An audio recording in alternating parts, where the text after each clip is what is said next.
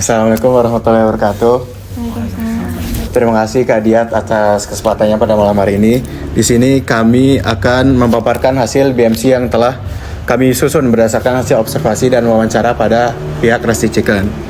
Melalui pemetaan ini kami mencoba melihat bagaimana seluruh komponen bisnis Rustic Chicken saling terhubung, mulai dari pihak yang mendukung operasional, aktivitas utama yang dijalankan, nilai yang ditawarkan kepada pelanggan, hingga bagaimana bisnis ini menghasilkan pendapatan.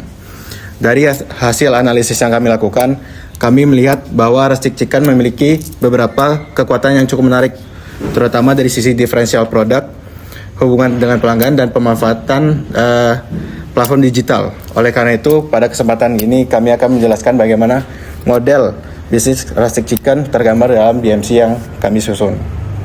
Mungkin dari elemen yang pertama itu.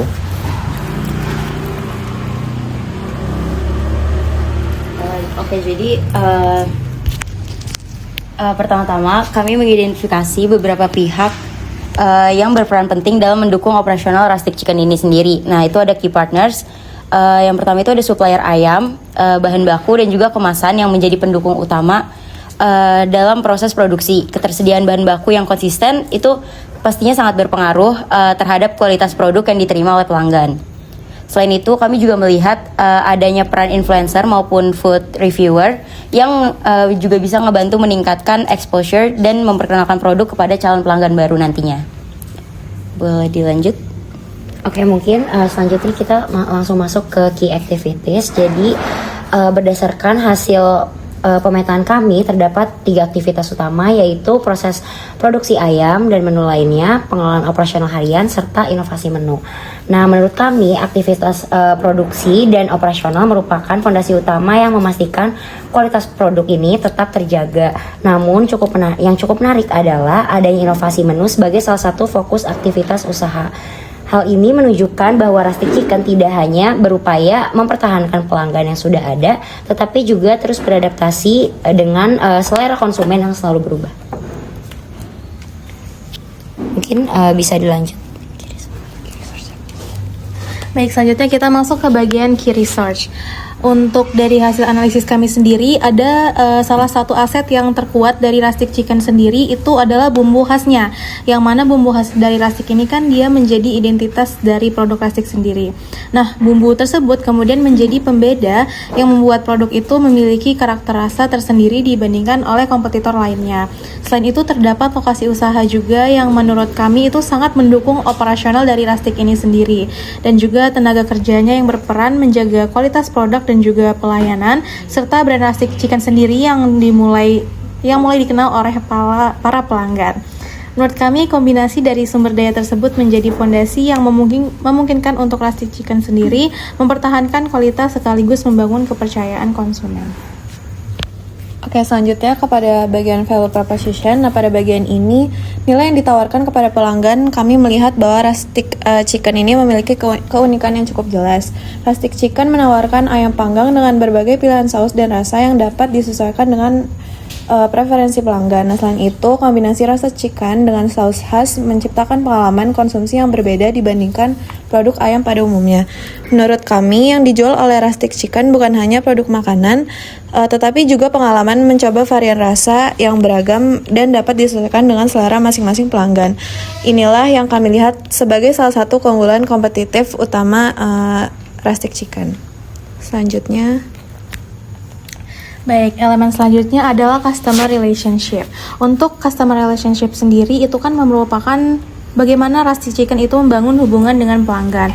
Dari hasil wawancara yang telah kami lakukan sebelumnya, kami menyimpulkan bahwasanya hubungan dengan pelanggan itu bisa dibangun melalui pelayanan yang baik serta sistem pre-order yang telah diterapkan. Menurut kami juga kedua pendekatan ini cukup efektif untuk usaha kuliner karena pelayanan yang baik dan itu dapat meningkatkan kepuasan pelanggan. Sementara sistem pre-order itu bisa membantu menciptakan komunikasi yang lebih dekat dan juga memastikan kebutuhan pelanggan dapat dipenuhi dengan baik. Hal tersebut juga berpotensi untuk meningkatkan loyalitas pelanggan dan juga mendorong terjadinya pembelian ulang. Baik, elemen selanjutnya yaitu channels. Di sini untuk menjangkau pelanggan, Rustic Chicken memanfaatkan beberapa saluran komunikasi dan distribusi. Di sini kami melihat bahwa media sosial seperti Instagram dan TikTok menjadi sarana utama untuk memperkenalkan produk kepada calon konsumen. Selain itu terdapat promosi dari mulut ke mulut atau mouth to mouth yang masih menjadi salah satu bentuk pemasaran yang paling efektif dalam bisnis kuliner. Kemudian platform delivery seperti GoFood dan GrabFood berperan sebagai saluran distribusi yang memudahkan pelanggan dalam melakukan pembelian. Menurut kami, kombinasi antara media sosial dan platform digital ini sudah cukup sesuai dengan karakteristik target pasar Rustic Chicken. Selanjutnya ada customer segment. Nah, berdasarkan hasil pemetaan kami ini, Rustic Chicken menargetkan mahasiswa dan anak muda sebagai pasar utama.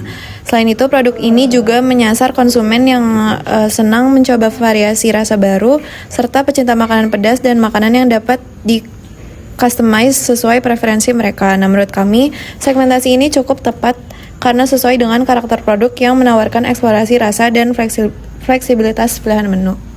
Selanjutnya. Oke, selanjutnya mungkin masuk ke bagian cost structure yang dimana berdasarkan perhitungan yang telah kami lakukan untuk estimasi biaya operasional itu perlu dimention juga mungkin untuk struktur biaya ini kita perkirakan saja sebagai asumsi yang dimana biaya operasional usaha per bulannya berada di kisaran 8.500.000. Untuk biaya terbesar dialokasikan untuk pembelian bahan baku utama seperti ayam, bumbu, nasi, dan juga kemasan yang menjadi komponen dari core product ini sendiri. Selain itu juga terdapat biaya tenaga kerja untuk mendukung proses produksi dan juga pelayanan kepada pelanggan. Biaya sewa tempat dan juga serta utilitas seperti listrik dan juga air guna menunjang operasional harian. Nah, di sini juga kami memperhitungkan biaya pemasaran digital dan juga komisi platform online seperti GoFood dan juga GrabFood agar usaha Rustic ini dapat menjangkau pasar yang lebih luas. Nah, struktur biaya ini juga disusun untuk memastikan segala operasional ini berjalan secara efektif sekaligus mendukung pertumbuhan bisnis secara berkelanjutan. Selanjutnya di segmen revenue stream yaitu atau sumber pendapatan. Dari sisi pendapatan ini mungkin usaha ini memiliki beberapa sumber revenue yang dapat saling mendukung. Pendapatan utamanya berasal pastinya dari penjualan ayam panggang sebagai produk inti, diperkirakan 9 juta per bulan. Selain itu juga terdapat peluang peningkatan pendapatan melalui penjualan saus tambahan dan juga bundling menu yang memberikan nilai tambah bagi pelanggan. Dan juga kami melihat potensi pendapatan dari pelanggan tetap yang melakukan pembelian berulang yaitu repeat order sehingga dapat menciptakan arus kas yang lebih stabil. Dengan kombinasi tersebut juga beberapa sumber pendapatan total revenue yang diproyeksikan mencapai 13.500.000 per bulan sehingga usaha ini memiliki peluang untuk memperoleh keuntungan sekaligus mengembangkan skala bisnis di masa yang akan datang. Baik, di sini sebagai penutup berdasarkan hasil pemetaan BMC yang telah kami susun, kami melihat bahwa Rustic Chicken ini telah memiliki fondasi bisnis yang cukup baik. Keunggulan utama yang kami identifikasi terletak pada diferensiasi rasa, variasi produk, serta kemampuan memanfaatkan media digital untuk menjangkau pelanggan. Tapi di sisi lain kami juga melihat adanya peluang pengembangan khususnya dalam memperkuat hubungan pelanggan dan mengoptimalkan pemasaran digital agar jangkauan pasar dapat semakin luas. Harapannya hasil analisis yang kami susun ini dapat bermanfaat menjadi gambaran yang bagi Rustic Chicken dalam melihat posisi bisnis saat ini serta menjadi salah satu referensi untuk pengembangan usaha ke depannya. Terima kasih. Oke, mungkin aku langsung ngasih feedback aja ya. Jujur dari semua BMC ini, dari aku sendiri aku paling suka ada 3 poin. Itu ada di makanan pedas, terus juga di marketing yaitu di bagian delivery GoFood atau GoFood. Terus yang paling aku suka itu masalah segmentasinya. Kenapa aku suka bagian itu? Karena menurut aku 3 titik itu tuh lumayan hal utama di Malang khususnya. Karena segmentasi di Malang ini cukup sangat amat kerucut. Kalau kita ngeliat juga banyak kompetitor lain tuh yang pada akhirnya marketing itu adalah liburan kan, mahasiswa. Tapi akan juga berakibat fatal ketika mahasiswa itu libur. Dan makanya aku juga suka kenapa pada akhirnya berhubungan sama delivery GoFood itu cukup sedikit menutup untuk masalah kos per bulannya. Jadi untuk analisis feedback ini jujur aku paling suka, apalagi dengan poin terakhir tadi yang gue bilang, makan pedes.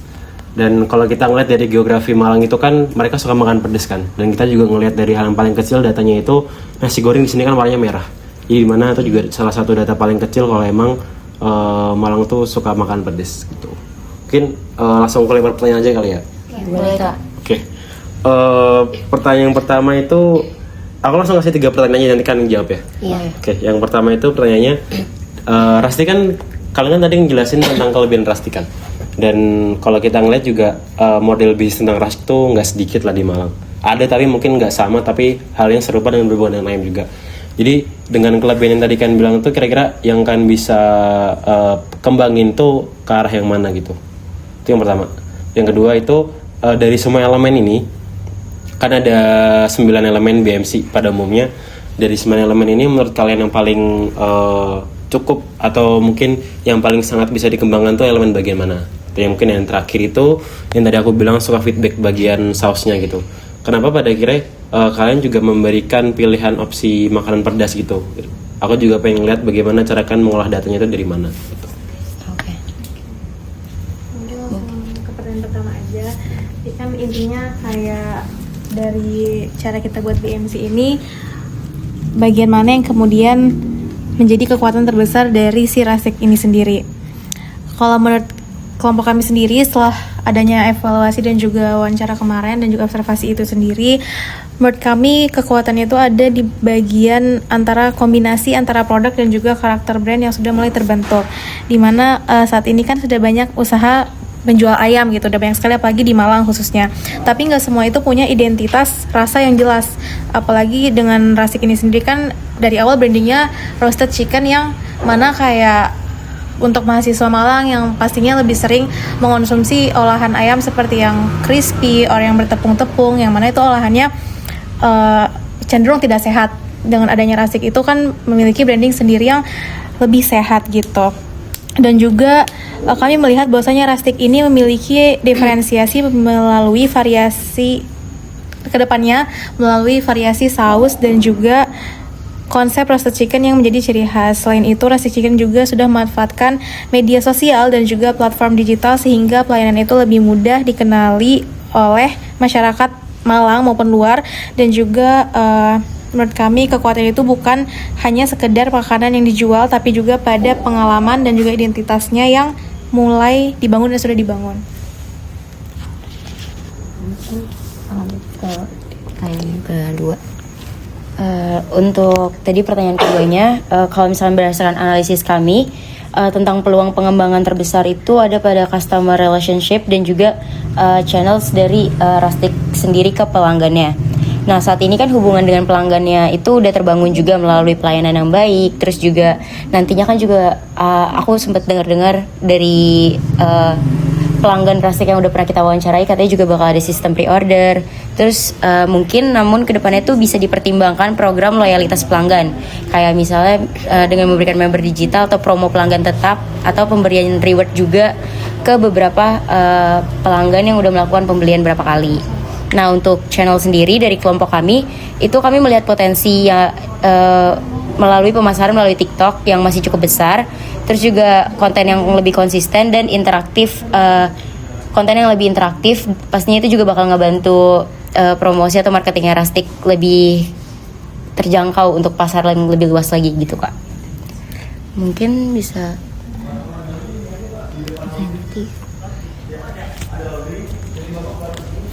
Oke, mungkin aku bakal jawab pertanyaan ketiga Kak. Menurut kami juga untuk pengaruh saus itu cukup besar, bahkan bisa menjadi salah satu faktor pembeda utama, yaitu di Rastik Chicken ini sendiri. Kalau kita melihat pasar saat ini, produk ayam sebenarnya sudah banyak dan juga relatif mudah ditemukan. Karena itu mungkin pelanggan biasanya itu mulai mencari sesuatu yang membuat satu brand ini berbeda dengan brand lainnya. Nah, dari hasil observasi kami juga, salah satu hal yang membuat Rastik Chicken ini menarik adalah adanya berbagai pilihan saus yang memungkinkan pelanggannya untuk menyesuaikan rasa sesuai preferensi mereka. Dan juga selain menambah variasi menu tersebut juga, keberadaan saus juga memberikan pengalaman yang lebih personal bagi konsumen. Pelanggan ini juga tidak hanya membeli ayam panggang, tetapi juga memiliki kebebasan untuk mengeksplorasi rasa yang berbeda-beda.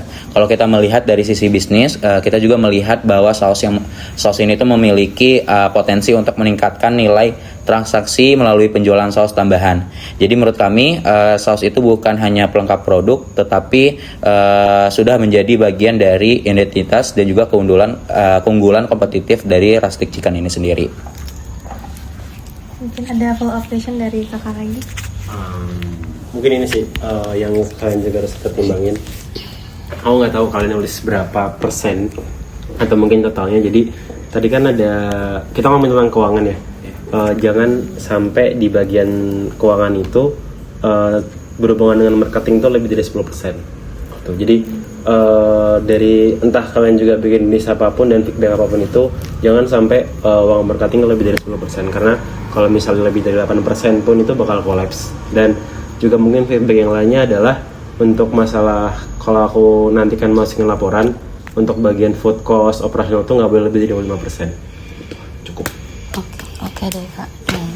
Baik, terima kasih Kak Dias atas kritik dan sarannya, dan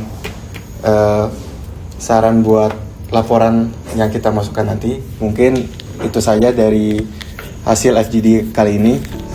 Saya tutup. Wassalamualaikum warahmatullahi wabarakatuh. Bye.